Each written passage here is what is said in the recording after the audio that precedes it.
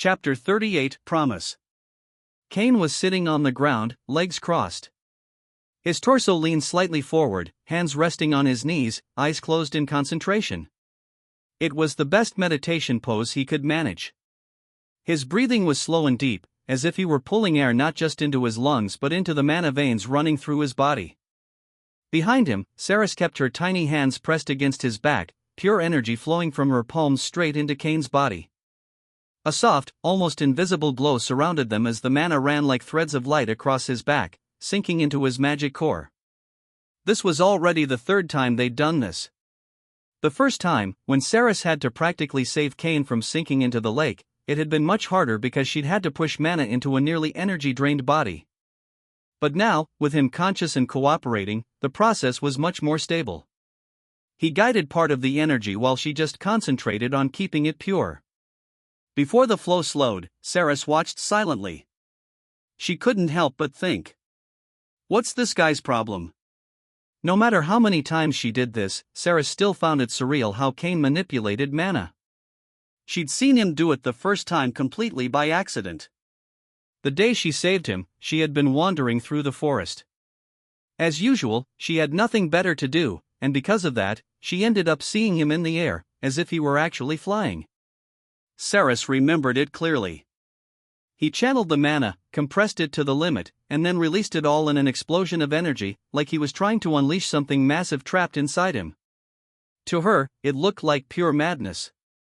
She already knew he used stored mana for something, but she hadn't imagined he used it that way. Pure mana wasn't made to withstand internal collisions, and yet he forces it, compresses it, and releases it, and somehow keeps his body intact afterward. It's like he's challenging his own limits. Even without casting traditional spells, Cain achieved results that looked like regular magic. To an inexperienced mage, he was just like any other mage, maybe even superior, because they had no idea how he was actually doing it. But Saris knew. She knew it wasn't that simple, and that one day, he might break himself from the inside. And that would be a road with no return. The flow of mana gradually slowed until it stopped. Cain slowly opened his eyes, letting out a long sigh that slipped from his lips, relieved. So? How do you feel? Well, my core's still not completely full, so I'm not a battery, you idiot. Ha! Saris flew in front of him, leaving his back. She lay floating in the air, resting her chin on her tiny crossed hands, her little legs lightly swinging. My focus was the same as before. Helping you recover that body that was practically begging to die. The mana you got was just a bonus because I'm extremely competent, got it? Cain smiled, slowly clenching his fists as he felt the energy coursing through his muscles. The warmth rose through his chest, across his shoulders, down to each fingertip. That's great then. I'm going to need it over the next few days. What? Are you insane? Your body's still recovering. If you use mana now, you could actually break it from the inside. Damn, are you serious? Unless you want to start coughing up blood, yes. Cain let out a muffled laugh. Ah, so I guess I'll have to ignore some things for now. What did you say? Nothing. He finally stood up, stretching his arms above his head with a crack of his joints. His eyes went straight to the nearby tree where his shirt was hanging. The main uniform was long gone. It had been almost completely destroyed in the fight with Celaya. Now only the black shirt remained, which luckily was still wearable. If I didn't have this shirt, I'd probably stir up some trouble at the academy when I got back. Cain glanced at his own body, giving himself a quick once-over. No matter how many times he did that, it was still strange seeing such a well-defined physique. It was completely different from the average body he'd had in his past life. Alright, a bonus for me. As he pulled on the shirt, Saris floated to the side, sharply turning her face away. But her puffed-up cheeks, slightly red face, and rapidly fluttering little wings gave away her agitation. So you're going back today? Cain slipped on the shirt, adjusting the sleeves as the light afternoon breeze passed through the woods, making the surrounding leaves sway gently. I guess, yeah. I don't really have any more reason to stay here. Saris kept floating on her side in the air, her face turned toward the distant sunset. "I see," her voice came out calm, but muffled by the way she was facing the opposite direction. Cain stood still for a moment, his gaze lowered, staring at the ground. The breeze lightly passed through the trees, lifting small dry leaves around them. He slowly closed his hand, feeling the mana still pulsing under his skin. Even without a word, he knew exactly how she felt. Saris was a mystical being, a fairy who had lived for centuries. To many, that might sound incredible. But really, what was so amazing about it? She was trapped in the forest where she was born, unable to leave, eternally bound to the mana flow of that place. The thoughts rushed through his mind. He remembered reading something about this while playing Chronos Realms. Is it really worth it? He had promised himself he wouldn't overdo things that didn't affect the original story. But seeing Saris there, pretending to be indifferent, he felt something strange stir inside his chest. "I can't believe I'm about to say this. Hey, Saris, have you ever thought about leaving this place?" In that moment, even the air seemed to hold its breath with her. Saris froze for a second, as if those words had hit her little fairy heart directly. What kind of dumb question is that?" She answered in a somewhat indifferent tone, like he was just teasing or messing with her. Cain gave a small smile at the corner of his mouth. "I'm serious. Aren't you tired of being stuck here for so long?" Saris scrunched her nose, her cheeks puffing slightly. "Huh? Who do you think you are to?" She finally turned her face to Cain, ready to respond, but the moment she looked directly into his eyes, the words caught in her throat. Unlike what she expected, Cain wasn't smiling, not this time. He actually seemed serious about it. "I mean it. Don't you want to get out of here? Where are you going with this?" Turns out I know a way you could leave this place." Saris fell silent. She looked at him as if, for the first time in a long time, something had shaken her little fairy heart. Cain, you Elena was sitting inside the library, near a wide window.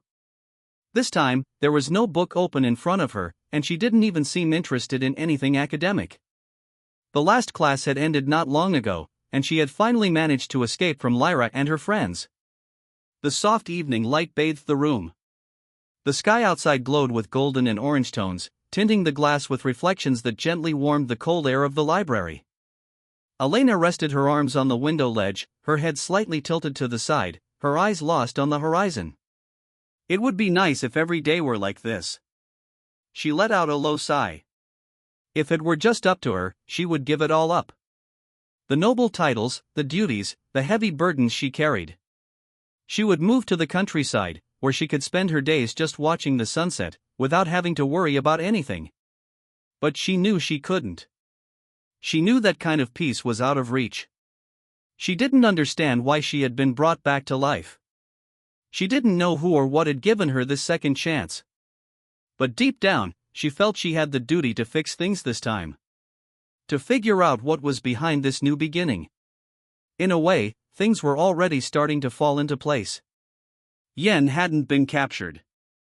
Maelys, the alchemy professor, was alive. Her relationship with Lyra was going well, and with some effort, maybe even things with Yen could improve. And one of her biggest headaches had disappeared. Normally, that would be a relief. And, in fact, part of her did feel relieved. But why only part? Elena knew the reason. She had always known, even if she hated to admit it. Chapter 39 back, but only half. It was late afternoon, and Valterre's office was bathed in golden shadows. The alchemy professor's assistant leaned his elbows on the desk, fingers pressing his hair back as he stared at the shimmering surface of a magic sphere, where a flickering image still hovered. "Damn it, the headmaster comes back tomorrow, and you have no solution? I ended up losing by trusting you guys." "Valterre, I already told you to stay calm about this." "Calm? How can I stay calm when my life's hanging by a thread? And you're still mocking me?" The voice on the other side sounded almost amused, like someone chuckling softly while he bit his nails in anxiety. "No one has proof of anything. You already claimed you were fighting the dark mages. Look, the situation's in your favor. Valterre narrowed his eyes, feeling sweat slide lightly down his temple. What do you mean by that? Everyone involved in the battle was invited to the ceremony. Including you. Don't you see the advantage? You'll be standing right beside the heroes. For a moment, Valterre's eyes glimmered faintly. He brought a hand to his chin, his thoughts racing. If he was being recognized as someone who defended the academy, then it was as clear as the light piercing his office window, they hadn't uncovered anything yet. More than that, the ceremony could be an opportunity. He'd be in the same hall as the princess. He could casually bring up topics about the alchemy department, subtly hinting at Melissa's recent failures, turning it into a veiled speech about the need for renewal, maybe even use the student's disappearance as further proof of her incompetence. A slow, venomous smile crept onto the corner of his mouth. Looks like you're finally starting to get it. Alright then, let's do it this way. Valterre cut the mana connection, making the image on the sphere fade until only the lifeless black surface remained. He took a deep breath, letting out a muffled laugh into his hand. Slowly, he stood up and walked over to the window, where the sunset light painted the walls in orange tones. He placed a hand on the glass, watching the academy's golden rooftops gleam under the disappearing sun. You lowborn, your end is coming, Meanwhile, somewhere not too far from Valterre's office, slow, dragging footsteps approached the academy gates. She wasn't lying when she said I'd tie her out quickly. Cain lifted a hand, blocking the last golden rays of the afternoon sun hitting his face. His red eyes stared at the massive structure ahead, taking in the details of the towers, the glowing windows, the rooftops shining under the sunset, an unforgettable place. Ha, looks like I'm back. After 3 long days, Cain had finally returned to Vehard Academy. And to him, those few days had felt like an eternity. Maybe it was the boredom in the forest. Or maybe it was Sarah's? She hadn't given him a second of peace, constantly buzzing around and chatting non-stop. Well, that didn't matter anymore. This time, he was truly back. Grrrrrgh. The loud, insistent sound of his empty stomach filled the air. Cain placed a hand on his belly, letting out a sigh mixed with a quiet laugh. Looks like my body knows I'm home too. He'd survived in the forest only on mana and the herbs Sarah claimed were edible, and yeah, that had been its own kind of torture. Cain could still taste the bitter flavor of those herbs in his mouth. Arg, a few more days there and I probably would have turned into some kind of herbivore, munching leaves like a rabbit. Cafeteria, here I come. Cain felt a sharp jolt run down his back and shoulders, cutting off his words mid-sentence. He clenched his teeth, letting out a muffled groan as he massaged the side of his neck. Saris had made it clear to Cain. As soon as he got back to the academy, he needed to go straight to the infirmary. Away from her, the effects of the mana sustaining his body would fade, and when that happened, even walking would be hard. But Cain clearly remembered his mother's words, no matter where you go, always dress well. He might have had plenty of flaws, but having grown up with an average appearance back on Earth, he always cared about his clothes. And to him, that still mattered right now. His black shirt was torn from top to bottom, marked by the slashes of Selaya's blades. There was dirt mixed with dried mud and blood stains all over it. Alright, maybe I should head straight to my room before someone mistakes me for a dark mage. This time, his steps were more tired than lazy as he began walking toward the male dormitory. Yen was sitting quietly on a bench beside the male dormitory. Why? Well, in her defense, it was simple. She was trying to study an alchemy book about rune amplification catalysts, a topic as boring to her as the tedious theory of elemental bending. And for someone like Yen, reading that anywhere else was practically impossible. In the library, for example, she never had any peace. There was always some student coming up to ask for reading recommendations, making it impossible to concentrate. So, she decided to hide near the male dorms. It was the perfect place. Who would think to look for her there? Did you hear? Princess Seraphina's going to be there tomorrow. They said they're giving the insignias to the top Class S students. Lucky them. I wish I were on that list. But contrary to what she expected, even here she couldn't concentrate. She'd been hearing those murmurs all morning. She knew her name was among the chosen to be honored as future talents of the Solmere Kingdom. But, did she deserve it? Had she really done anything worthy of thanks? Maybe not even a handshake was fair at this point. I hate this. Things were moving too fast. Yen had always liked routines, not because she loved them, but because she hated the changes, the feelings, the doubts that came with them. She was never afraid of new things, but she feared what came hidden inside them. As soon as the announcement came, she also received a letter from her family. The message was simple and direct: don't make enemies with the princess. They didn't even seem to remember what had just happened. Did they take seriously that she was nearly captured? Or that someone had saved her? Of course not. In the end, real importance didn't exist. It was like the position someone held mattered more than the person themselves. Yen shook her head slightly, trying to push away the thoughts.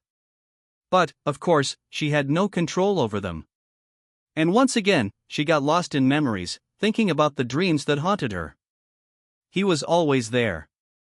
She always put up with him, even though it was hard sometimes. The same mistake twice.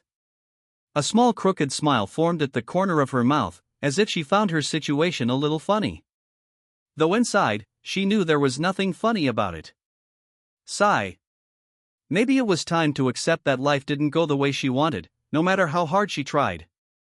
She slowly closed the book. Her fingers brushed over the cover, as if trying to feel something that wasn't there. Her eyes looked almost glazed over, as if searching for answers in the worn leather.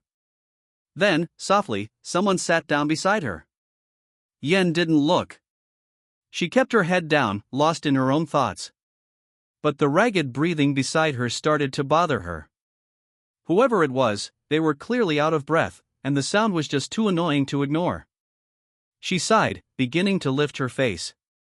Hey, if you're not feeling well, go to the infer. The words died in her throat. Yen's eyes froze when she saw who was beside her. His black shirt was torn in several places, marked by cuts and dried stains of blood and mud. His messy white hair fell over his half-lidded eyes. But he didn't seem to care about any of that.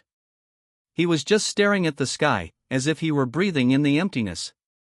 Yen stayed perfectly still. For a second, she wondered if she was hallucinating. Maybe it was finally the weight of guilt, memories, or dreams catching up to her. Then, even without meaning to, he broke the silence with a hoarse, breathless voice. Man, I just stopped here, to catch my breath, Kane. The name slipped from her lips before she could stop it. And it was only at that moment that she felt it, a strange pressure in her chest, as if something that had been stuck was finally being released. A knot was slowly coming undone, bringing an uncomfortable warmth. It was good, but looking at him, Yen also felt that warmth turned painful, squeezing deep inside her chest. She bit her lip, squeezed the book between her hands, and tried to sound like she always did. You, idiot, why are you here like this? But as she spoke, her voice began to waver. She snapped back to reality, realizing what she should have noticed from the start but had ignored because of the sudden shock. Her eyes widened, and her heart pounded even harder in her chest. Kane was sitting there, panting, staring off into nothing. He didn't even seem to feel her presence. His shoulders rose and fell unevenly, his breathing heavy and out of sync. A part of her began to panic, realizing he was far from okay. The relief and happiness of seeing him alive mixed with a growing, almost suffocating fear. Kane. Hey. Kane. Chapter 40, Only Stories. The soft sound of birds filled the morning, mixing with the clean, subtle scent of the room. Sunlight filtered through the white curtains, casting a gentle glow over the neatly lined beds. The atmosphere was calm, cool. Just the kind of mood that made you wake up naturally. First, the awareness of the softness under him. Then, the sounds around. And finally, a clearer sound, a bird singing at the window. Kane, lying sunk into the sheets, slowly opened his eyes, blinking against the light. White ceiling. Silent room. That damn antiseptic smell. Wonderful, that smart-ass fairy was actually right. Kane finally realized he was in the Academy's infirmary. Saris had told him the effect of her mana wouldn't last. Once it faded, his body would try to use its own mana to repair itself, a painful process he'd feel down to his bones. Even half asleep, Cain clearly remembered her words. Humans should fix human problems. That fairy, the instant he murmured, a sharp chirping came from the window, cutting through the air. The bird kept singing, even after he'd woken up. Cain turned his head slightly, letting out an impatient sigh. Get lost, you little pest.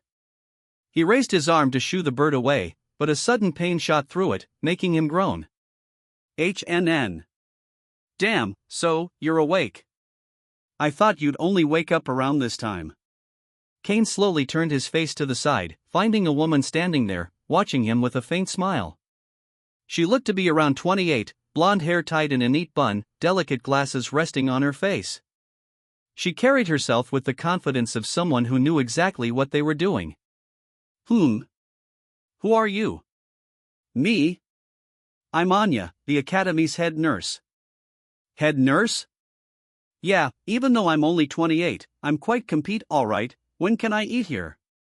Anya blinked, crossing her arms. It's 9:40 now.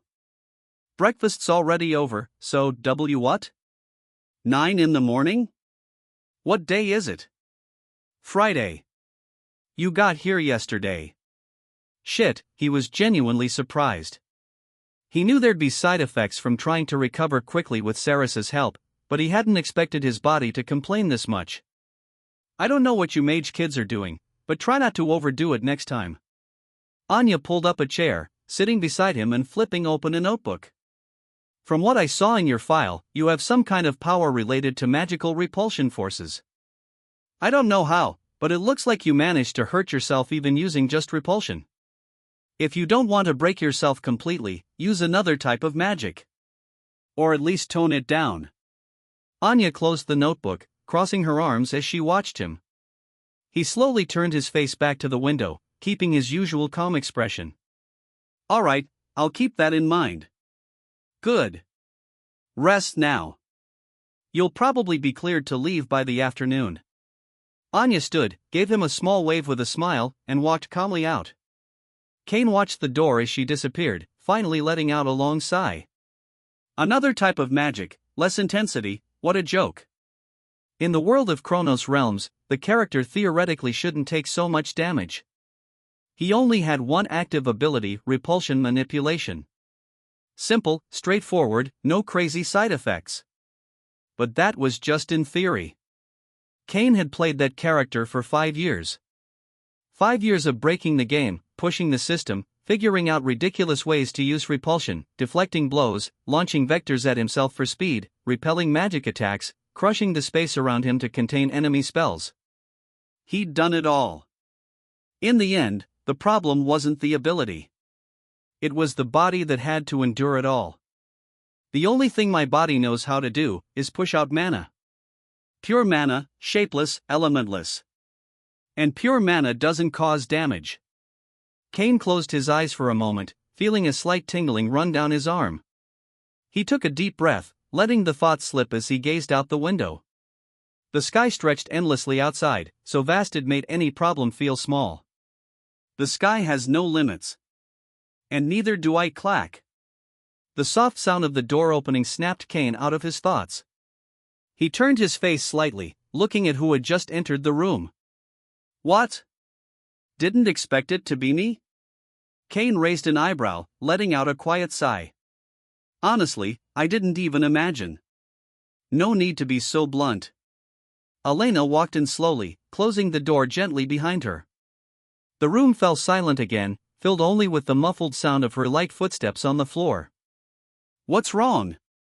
Feeling sorry for me? Maybe I am. Cain let out a small laugh, watching as Elena stopped beside him, leaning in slightly as she studied him. Why did you do it? Huh? Yen said you held off the dark mages so she wouldn't be captured. Is that true? Cain took a deep breath, shrugging. So what? Why would you risk your life for something like that? Cain slowly turned his face, his red eyes locking directly onto hers. He stared at her firmly for a moment, and then a playful, almost teasing smile tugged at the corner of his mouth. Hey, why are you talking like I couldn't handle it? In that instant, Elena felt a chill run through her body, like a bucket of cold water. Of course, he wouldn't know. She, living her second life, knew what the previous Cain had been like. He would never have wasted his time helping someone like Yen. And now, something like this was happening more and more. But, what could she even say? Could she tell him about the future, about who he had been? About how he helped destroy that world? Even if she wanted to, she couldn't. Every time she tried, that cursed pain hit, the one that made her feel like she'd faint if she even tried to force the truth. Elena let out a long sigh, shaking off the thoughts. She pulled a nearby chair over and sat down next to the bed. I just thought you weren't the type to do those things. Ha, well, if that makes you feel better. I'm already regretting doing it. Elena chuckled softly, closing her eyes as she leaned back in the chair. Looks like testing him was worth it. She wasn't sure if it would work, but the fact that he really had helped Yen made Elena more certain than ever. The Cain she knew in this life was making different choices from the Cain of before. She didn't know exactly why this was happening. Sure, she had tried to nudge a few things to help him improve, but her influence on someone's life was still minimal. Let's just let things flow. Elena stayed reclined in the chair. The morning light filtered through the window, softly reflecting across her face, and for a second, she let herself be carried by the calm atmosphere of the infirmary. Cain watched her in silence. He thought about saying something, but decided to keep it to himself. Someone like him, who knew the entire lore of the character and the people around, knew exactly what was going through Elena's mind at that moment. Maybe it's better to let her think whatever she wants, for now. The news that Cain, the commoner boy, had returned to the academy spread like wildfire across a dry field. Every student already knew about the boy who, according to rumors, had survived 3 straight days alone in the forest. No one was sure if the details were true, but the gossip was everywhere. He fought off 3 Class 3 dark mages, and even after that, he faced the mage who had tried to kill the alchemy professor, Melis. Somewhere else, a man sat quietly in a chair, the room around him warmed by the golden light of late morning. The walls were lined with tall bookshelves, carefully stacked papers, and a faint smell of old parchment. The gray-haired man had just set a folded newspaper on the desk when suddenly, the soft sound of wings cutting through the air caught his attention. He lifted his head slightly, his eyes lighting up as he saw a small bird land delicately on the edge of the desk. Looks like he really does love to sleep. With a slow gesture, the headmaster tied a small scroll to the creature's leg. The bird, alert, tilted its head from side to side. Since he kept you waiting so long, you're already running a bit late. After tying the scroll to the bird's leg, the headmaster watched for a moment, his eyes fixed on the creature's sharp little gaze. He slowly stretched out his arm, making a subtle gesture for the animal to wait. So, what do you think, Vice Headmaster Haldrick? Haldrick, standing near the desk, crossed his arms. His posture was rigid, eyes still locked on the report he was holding. We still need to verify the truth of this, Headmaster. HM? And what about what they're saying out there? Haldrick let out a quiet sigh. Just stories, The headmaster gave a low chuckle, pushing the newspaper aside. Without rushing, he picked up a nearby book with a dark cover and slightly faded golden letters. Chronos, the eras that shaped Vehart. His fingers slid along the edges as he slowly opened the book. On the office desk, the bird made a swift hop, flapping its wings and darting out the open window, carrying the message away. Haldrick followed its flight with his eyes. It was a simple gesture, a simple task for a bird. But he knew that tiny scroll tied to its leg could carry the power to completely destroy someone's life. Just stories? The headmaster's voice pulled him back, cutting through his thoughts. They say everything begins and ends with stories, my friend. He calmly turned one of the pages. When you understand that a simple tale can carry the weight of a kingdom, you stop underestimating stories.